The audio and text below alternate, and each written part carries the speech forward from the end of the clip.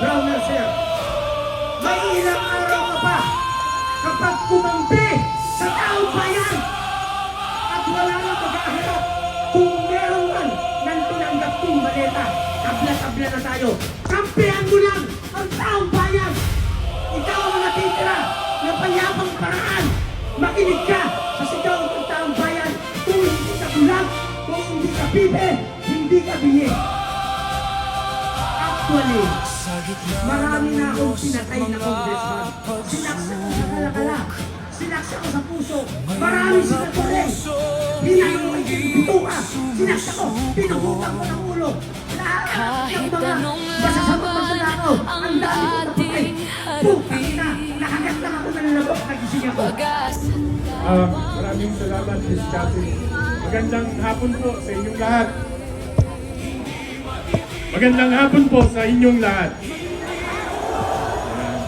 Bago po ako magsimula, palakpakan po muna natin ang ating mga sarili. Saludo po kami sa inyo. Kami ang mga miyembro ng United People's Initiative. Bakit?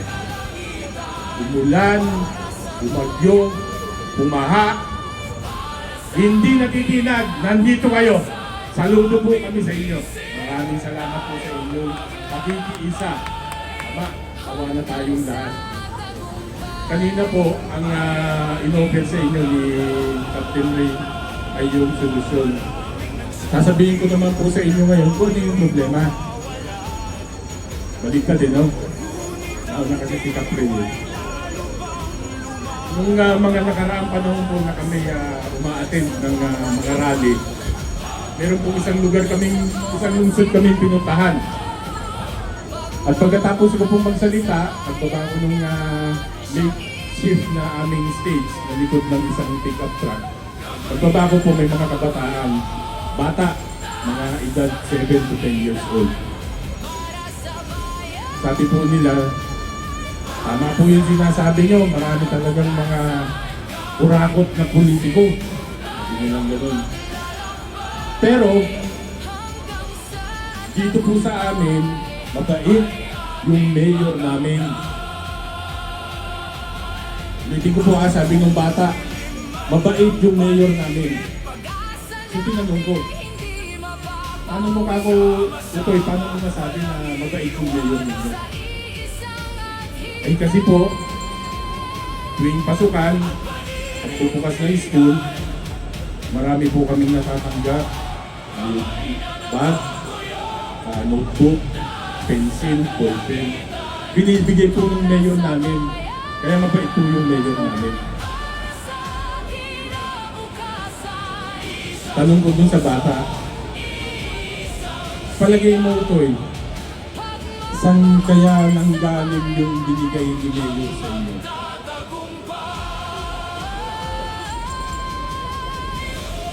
Yun, may sumisigaw sa AX, sa tupad, sa kung ano-ano pa. Bakit? Kailangan po nilang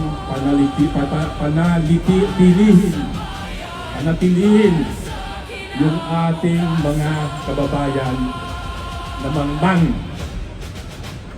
Kailangan po nilang itanim sa utak natin na may utang na loob tayo sa mga politiko na to.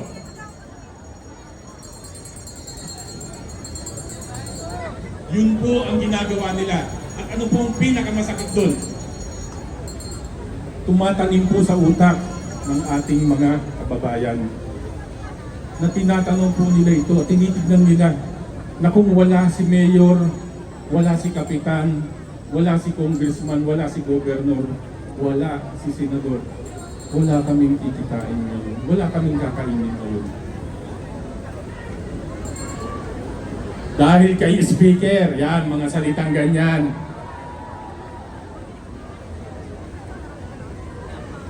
Mga kapatid ko, mga kababayan ko nandito ngayon, lahat po tayo ngayon ay may obligasyon at may responsibilidad na mulatin, gisingin po natin, lalong-lalo na yung ating mga kabataan.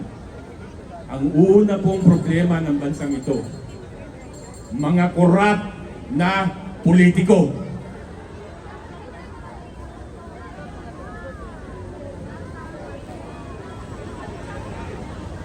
Paano raw magigising yung adik, hindi naman natutulog? Tama, di ba? Pero obligasyon po natin bilang mga mamamayan, turuan po natin, iparamdam po at bigyan po natin ng pag-asa yung ating mga kapwa. Kailangan po malaman at maintindihan ng bawat kababayan natin na ito na naniniwala na may utang na loob sila dito sa mga politiko na to, na iyang ibinibigay sa kanya ay galing po sa inyong mga buwis, sa ating mga buwis, lalong-lalo na po yung mga middle income, working class. Kayo, otomatiko, tayo, otomatiko. Inakaltasan tayo ng withholding tax. Sabi ko nga po nung last time, nung nandun kami sa Senado, yung mga kapulisan at mga sundalo natin, pagdating po ng sahod nila, automatic kaltas ang withholding tax. Ano po sinabi ko? Ulitin ko kayo. Kayo, mga kasamahan natin na mga pulis at sundalo, ang unang-una nilang ninakawan.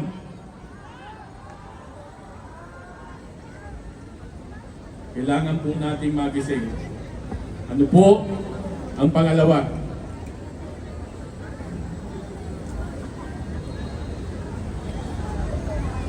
Kahapon, ilan ang dinagdag sa presyo ng diesel? 4 na piso. Almost 4 pesos. Taas ng taas. Samantala sa atin pong mga kalapit bansa, mababa po. Yung pong ipinaliwanag, inilantad ng ating si Senador Rodante Marcoleta na presyuhan, bakit po hindi ma-implementa rito? Kasi ganit sila. Una muna yung kikitain nila. Itinaas ang mga toll fee. At lately, ngayon, ano pong sabi? Kuryente ulit, itataas na naman. Di ba binigyan sila ng kontrata itong mga malalaking negosyante na ito para po i-develop yung mga infrastructure natin. Pero ano pong ginagawa nila? Kukolekta muna sila. Kukunin yung pera sa taong bayan at yun ang panggagawa nila ng mga infrastruktura. Ano po yun? Ginigisa tayo sa ating sariling mantika.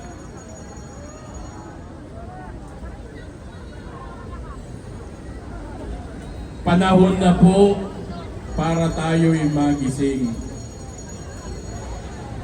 Ang iba po nating kasama, nakakalungkot, naniniwala pa dito sa mga ganit na oligarko na ito. Kasi pumaldo na.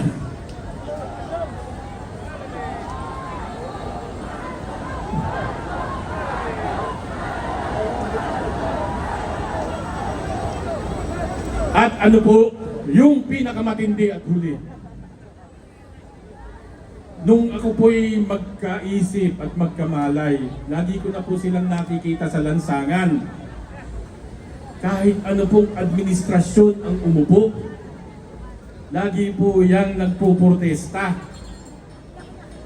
Sino po tinutukoy ko? Yung mga kaliwete. Yang mga komunista na yan. Nakakita po ba kayo na yung mga yan ay nagkaroon ng satisfaction? Wala. Bakit? Iisa po ang kanilang hangarin. Ang hangarin po nila ay pabagsakin ang gobyerno at i-take over nila. Yan po ang katotohanan yan. Yan po ang tinotolerate ng mga corrupt na politicians natin. Kaya po kami tumitindig dito sa inyong harapan. Kami po ay nakikiusap, lalo na po sa mga nanonood ngayon. Wala po sa 4 na sulok ng inyong bahay ang laban. Nandito po. Nandito sa kalsada. Kailangan po nating lumabas. Uulitin ko po. ang tatlong pahirap sa ating bansa. Ang mga korap na politiko, ang mga ganit na oligarko, at ang mga komunistang terorista. Kailangan po nating magkaisa. Bago ko po tapusin ang aking maiksing pahayag, hihingi po ako sa inyo ng kaunting katahimikan at ilagay po natin ang presensya natin sa harap ng ating buong may kapal. Sabay-sabay po tayong tumuho at sandaling manahimik.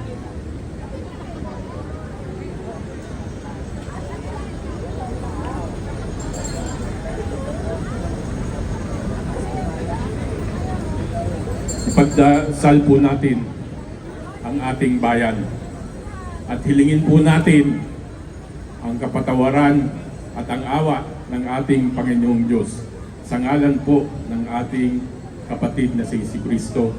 Amen, Amen, at Amen. Sa mga kapatid po nating Muslim, Inshallah! Allahu Akbar! Allahu Akbar! Allahu Akbar! Maraming salamat po.